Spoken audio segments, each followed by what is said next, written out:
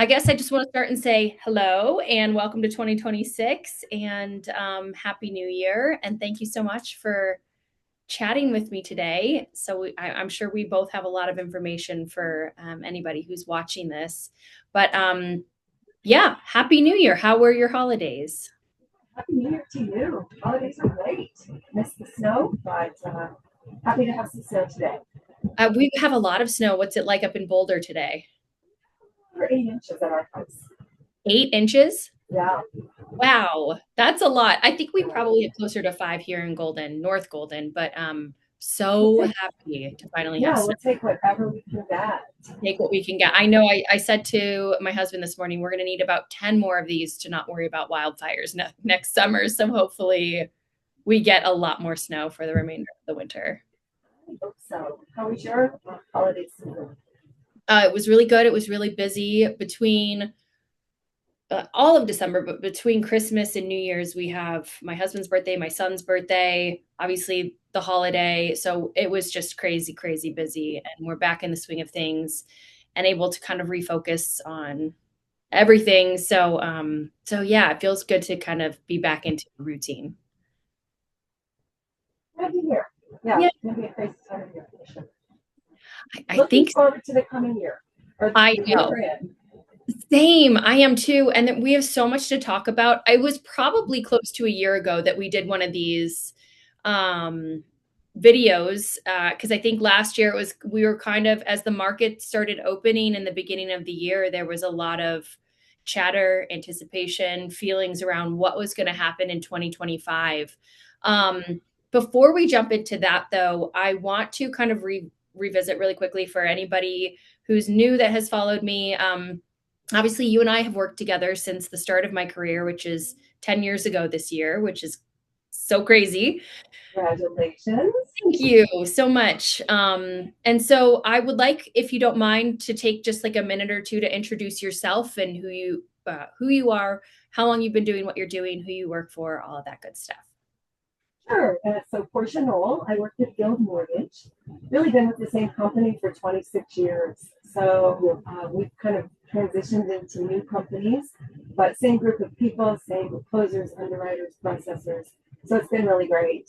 So I've been lending over 30 years in the Colorado market. Can loan in some of the other states, but primarily focused on Colorado. Um, so my goals haven't changed. Just want to try to help keep things simple for buyers and actionable. Um, That's and great. get That's homeowners or buyers into homes. Our number one goal, right?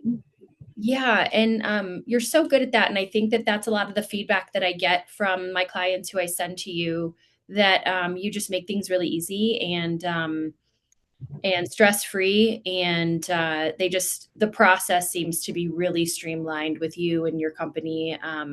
And you just know a lot. You have a lot of knowledge about different products, different options out there for buyers, and that's huge. Because I work with a lot of first time home buyers, but also a large range, and everybody needs something a little bit different. And so you have a lot of options to offer all of my clients. So I've always heard great things, which is obviously why I've continued to work with you for 10 years now. So Thank you. Guild Mortgage does have a tremendous product suite. It's amazing how many different people we can help. And that just keeps growing every year. Really, yeah. it feels like sometimes every day. Yeah, We just have more options to help people. So we really do want to make it stress free and give people options so that they can afford to buy a home. that's great. And so I guess let's jump into 20 so 2025, if you could sum it up in a sentence on how things were on the lending side. I know how they were on the real estate side. What was 2025 like for you? It was a rough year. Lots and lots of changes, volatile interest rates, um, not a whole lot of inventory, so buyers got really frustrated. Yeah. Many were and still are on the fence because they just are nervous to make that move, make that leap of faith into homeownership. Yeah. I do think it's a really fantastic time for buyers. It was a fantastic time last year too. So just helping give buyers that confidence, I think will make this year better. We're all feeling like this coming year will be better. But we got through Yeah, last year. It wasn't a terrible year. It was better than the year before. right. Right. No, I totally agree. I felt that volatility a lot. I think when 2025 began last year, and I'm kind of getting the sense that it's happening again this year, but I have a little more faith for this year. But there was a lot of optimism early in the year, and all of my business was stacked kind of in the first third of the year. And then as rates weren't coming down as everybody was anticipating, it kind of started to fizzle. And people were just holding their cards really close to their chest. So yeah, I think volatility is the word for 2025 for sure. Yes. Yeah. Yeah. Okay. So I don't want to underestimate what the people watching know or don't know about interest rates and how they're determined, but I'd love to start there as well, and talk a little bit about mortgage interest rates, pricing, and how that's determined. Because I know it's not just, oh, the Fed said it's 6.2 today, right? There's a lot of factors that go into how interest rates are determined. So you could give us a brief explanation on that just to give everybody a little bit of a refresher before we jump into a little bit more detail about what we expect for 2026. That would be awesome. Absolutely. So mortgage rates are set more by the bond market than they are by the Fed. They track the 10-year Treasury note and mortgage-backed securities. They look at expectations for inflation, growth. The Fed influences the backdrop, the short-term rates, but mortgages respond to longer-term yields and investor demand. So if you take a look at the 10-year, mortgage rates historically have tracked about 1.6 to 2% higher than the 10-year Treasury note. Mm-hmm. So that's really the best way to track rates and where things are going or might be headed. Okay. All right. So I guess that can kind of move us into your predictions and what you are seeing early on, and if you can give us an idea of what you think are the biggest factors that are going to shape the housing market this year and interest rates this year. There's so much going on in the world right now, and so I'm just curious your take on what factors you think are going to be the biggest influence for 2026.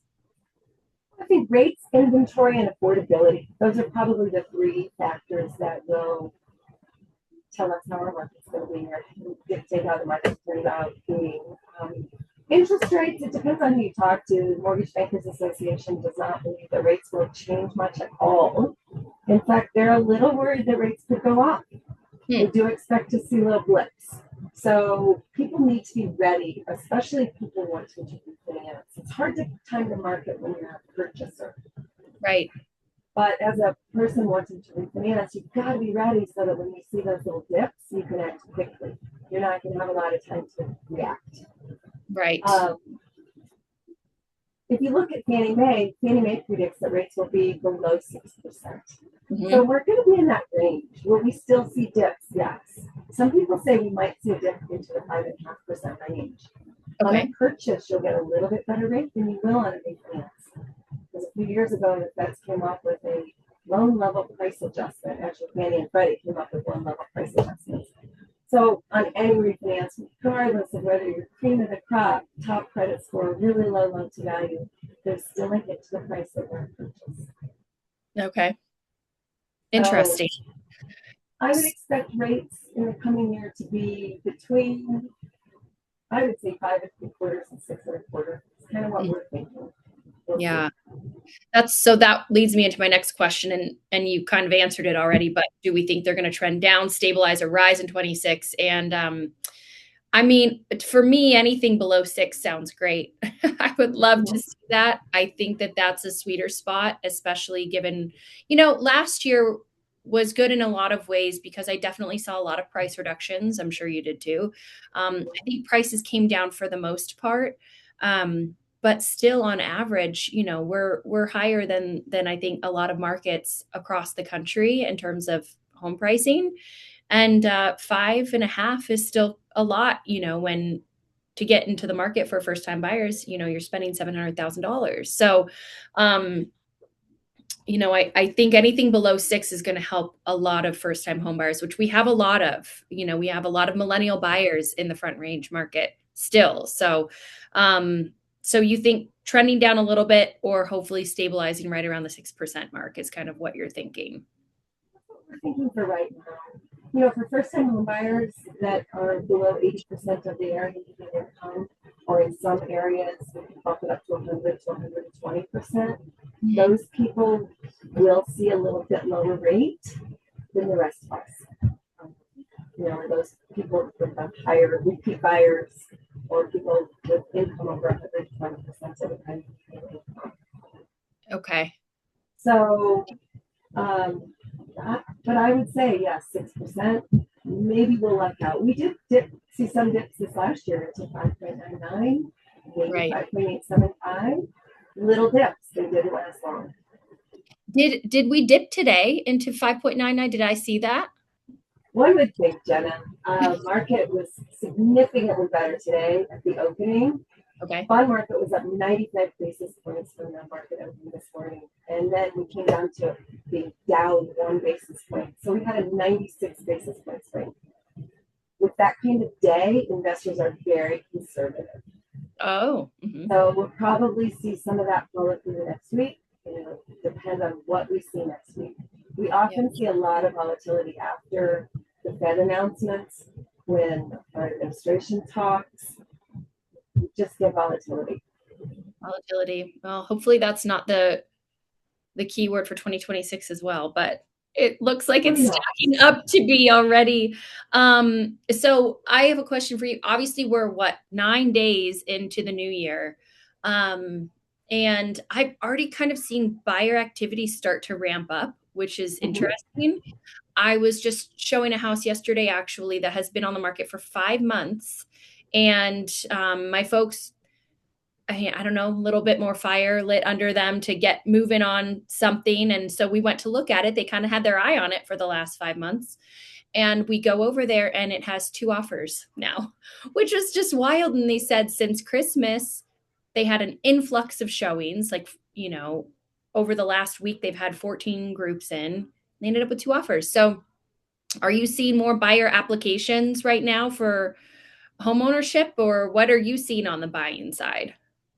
We are seeing a lot more activity. I've been really busy with new clients that have been sitting on the fence for the last 2 years. Yeah, They're starting to come out, and I think a lot of them have some concerns that as interest rates come down, more buyers will come out, and right, prices may jump back up to where they were previously.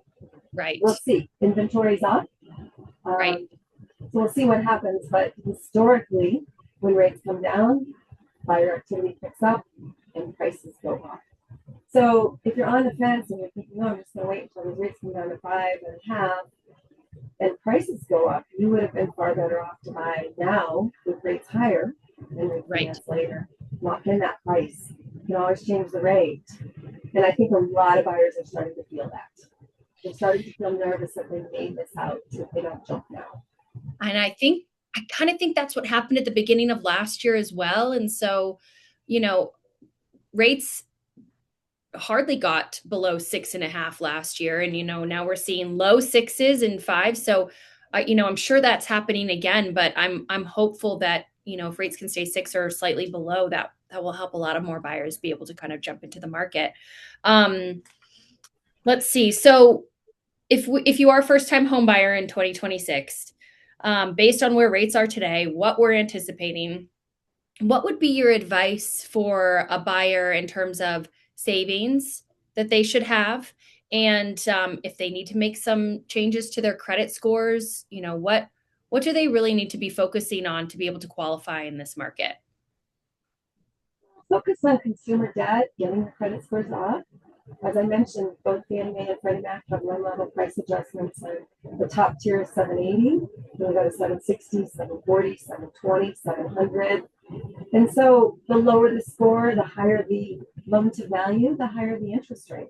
Right. So if you can pay attention to your credit karma will help you, but that's a consumer score, not a mortgage score. So Okay. pay attention to those the consumer debt, the revolving accounts. Try to be below 40% of your limit if you can be. Make your Below payments on 40%. I want below to, 40. okay. Yep. make all your payments on time. It's really important, Yeah. especially if you've got a mortgage payment. Make those mortgage payments. If you've got to let something slide, let it be consumer debt. Okay. Um, Down payment, we've got options for zero money down. We've got other options with down payment assistance, and you can get in with as low as $1,000. We've got some grant money available. So ideally for conventional financing, 3% down for a first-time home buyer, 5% down for a repeat buyer. FHA will allow as low as 3.5% down. Yep. I wouldn't focus so much on getting that 20% down payment to avoid mortgage insurance. Mortgage insurance premiums have come way down. So Have they? they have, yeah. Okay. So if you've got great credit, buy something now with less money down, and you can work to get rid of that mortgage insurance. Uh, you really just won't see that big of an increase in your payment so long as you've got great credit. Okay. So credit score is super important. I want to reiterate to people watching, especially first-time home buyers, Portia said they have programs that you can put no money down, as little as 1,000 down, 3% down. There are so many options, and it feels for a lot of first-time home buyers, it feels so out of your reach to be able to buy in this market given where rates are. But there are options. She has programs. Um, I want to talk about rate buy downs too, because I saw more of those last year in my career than I ever have in the 10 years I've been doing this. Um, Mm-hmm. did you see the same? Did you see a lot of rate buy downs and seller concessions, so seller concessions, for anybody who doesn't know, essentially the seller gives the buyer money to use toward closing costs, prepaids, a rate buy down, and it could be any dollar amount, up to maybe $20,000. Um, and so the seller gives you that money so you can use it toward any fees that you might incur purchasing a home. I saw a lot of seller concessions and rate buy downs last year. I'm assuming you did too. We did a huge percentage of the loans that we did last year. We did temporary buy downs on versus a permanent buy down. Some people opted to do a permanent buy down, but most of those people now could get that same rate without a permanent buy down. So tell me the difference between the temporary versus the permanent, and what are the pros and cons of a temporary buy down versus a permanent buy down? On a temporary buy down, you qualify the note rate. So let's just say your note rate is 6%, and we do a 1 year temporary buy down. For the first 12 months, the buyer would make a payment based on a 5% rate. Okay. And then starting in year 2, that Mhm. payment would bump up based on a 6% rate. Okay. If they did a 2 year buy down, then they'd start at 4%, then go to 5%, then go to 6%. Okay. So the beauty of a temporary buy down is you get to ease into that higher payment. Hmm. Makes it feel better when you're making that monthly mortgage payment.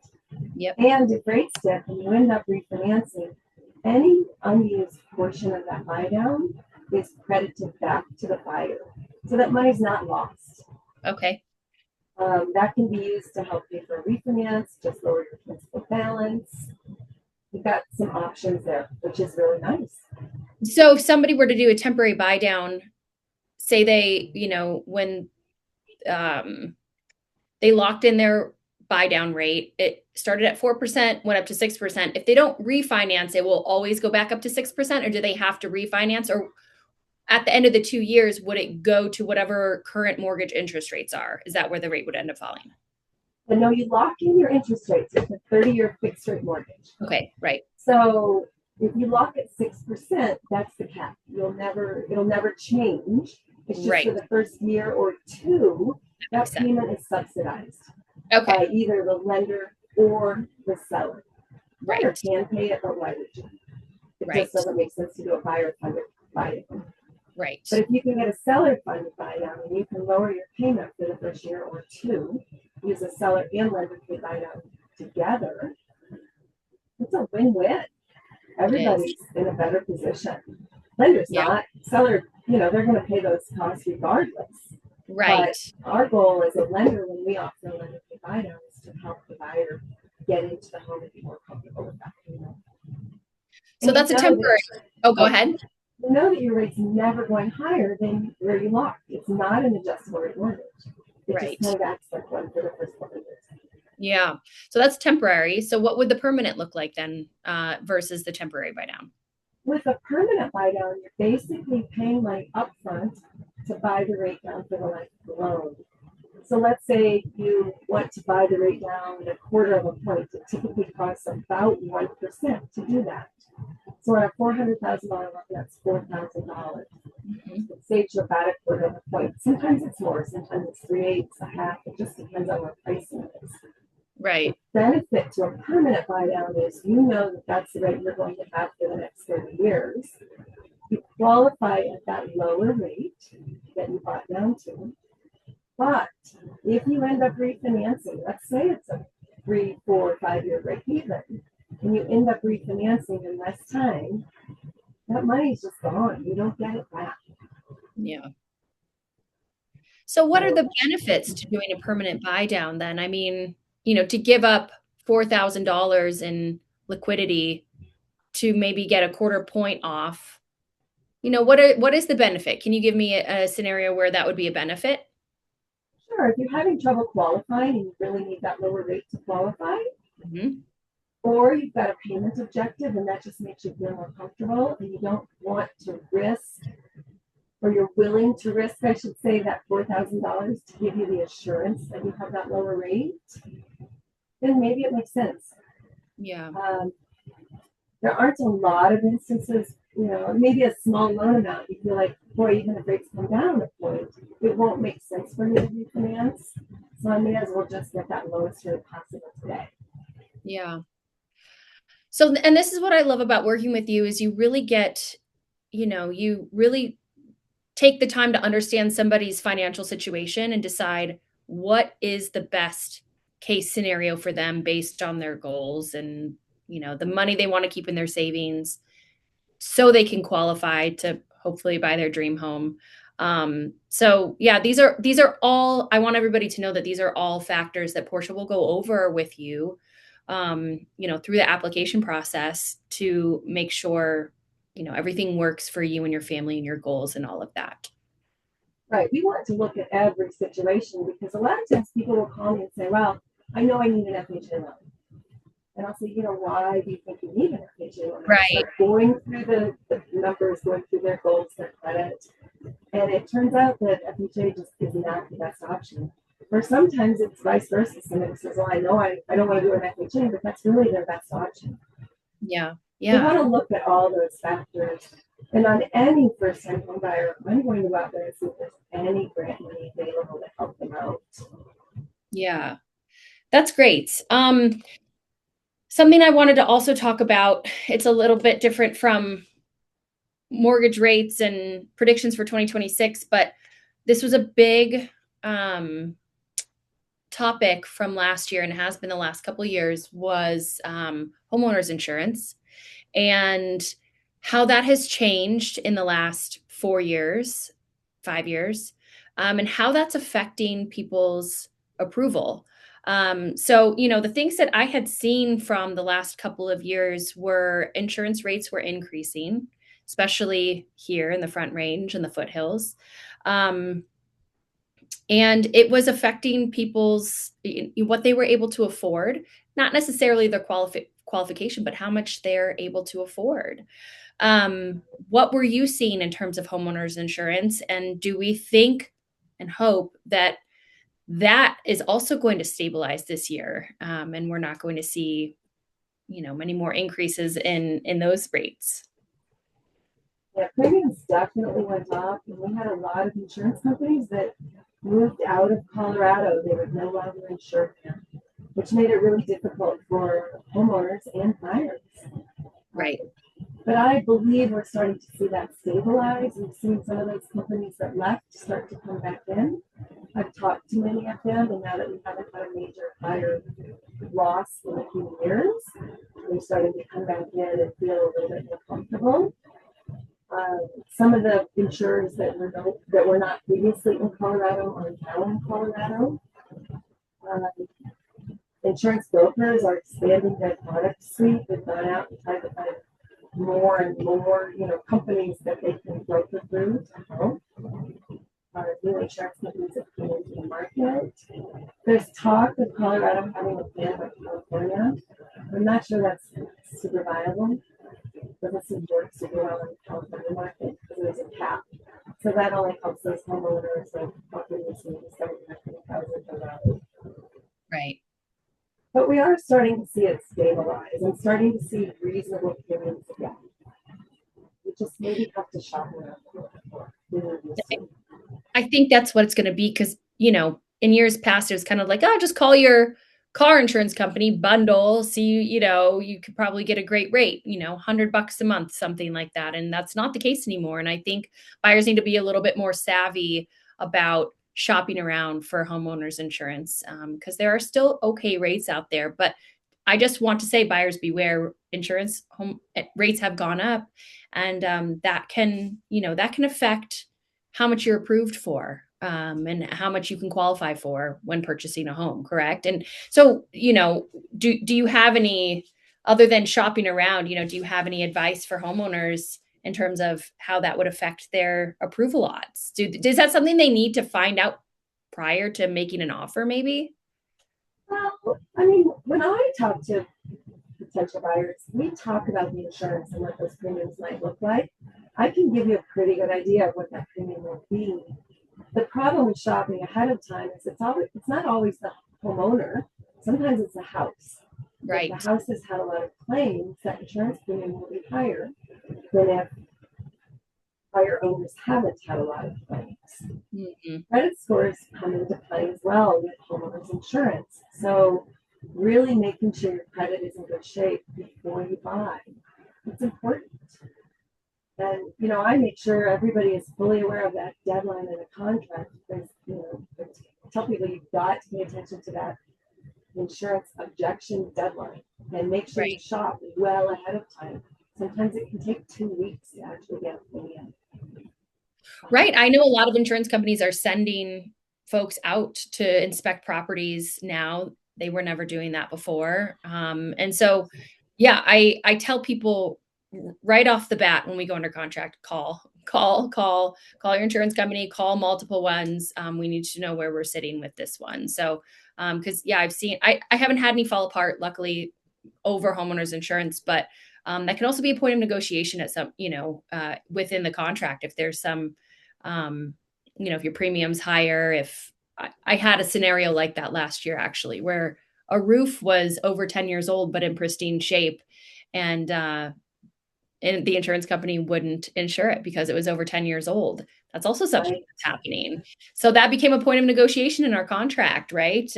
With the sellers. So, yeah, it's interesting how that is shifting negotiations and what the contract looks like at this point. So, it is, right? Moral of the story, though, and I think to your point is credit scores are really important for approval for insurance, a lot of different factors. So anybody watching, check your credit scores. Don't let that go by the wayside. Right. Yeah, it's super important. And I would always try to have 2 plans. Go with your top plan, but have another one in your back pocket because we did have several people this year or last year who was, they got insurance all like that, and within a month after closing, they were canceled. So it can happen. So have a couple plans. Don't just rely on one. Yeah, that's really good advice. I think that those were kind of all of my questions for this year for what's going on. I'm keeping hopes high that we have a really good year and that we see inventory levels come up. I've seen a lot of new listings. I get notifications every day about new listings coming up, and I'm seeing a lot even just in the first 9 days of the year. So that is giving me a lot of hope. And if you have some words of advice for buyers and sellers going into this year, what would it be, do you think? Well, for buyers, I would say just get ready. We do expect to see more homes hit the market. Now is a fantastic time to buy. Rates have come down a little bit, helping affordability. As we see more homes hit the market, there'll be more to choose from. It is still a buyer's market. And sellers kind of need to be aware of that. It's not the same market we had 2 years ago. Yeah. And I think sellers are starting to come to terms with that, that prices have stabilized. For a lot of people, they feel like prices came down. But we all believe, many of us believe that prices just went up too much during COVID. They Oh, skyrocketed. yes. And they're now more normalized. They're really where they should be. And Yes. unfortunately for those people that bought at the peak time, they're going to have to hold on to those houses for a while. Right. Uh, but if you bought at the right time, at a good time, and you've got some equity, I believe we will start to see more of those sellers sell. Um, they no longer feel like they've got that rate lock effect where they can't move because their rate was so good. And they Right. don't want to lose that rate to go buy another house. I'm finding Right. more and more sellers that are ready to make that change. Right. And I guess for buyers too, with rates still hovering around 6, rate buy downs are still a great option. I think we'll Are still see those. So there are a lot of options, and I've said this before. I say this to a lot of buyers who are on the fence. I never meet a buyer that says, "Oh, I wish I would have waited to get in the market." Everybody says, "Ah, I should have gotten in at a year ago, even in 2020." Everybody says I should have gotten in then, because we are still seeing prices increase overall. So I think that it's just equity that you're leaving on the table, if you don't make a move sooner rather than later. well, absolutely. And if you're renting, you're paying your landlord's rent. So why not pay your own? Pay your own, right? Build Yeah. your own equity, invest in your own future. I think that's huge. So And we still expect 2 to 4% appreciation. That's pretty strong. If you think pretty about it, you only put 5% down and you get 2 to 4% rate of return on that money. That's huge.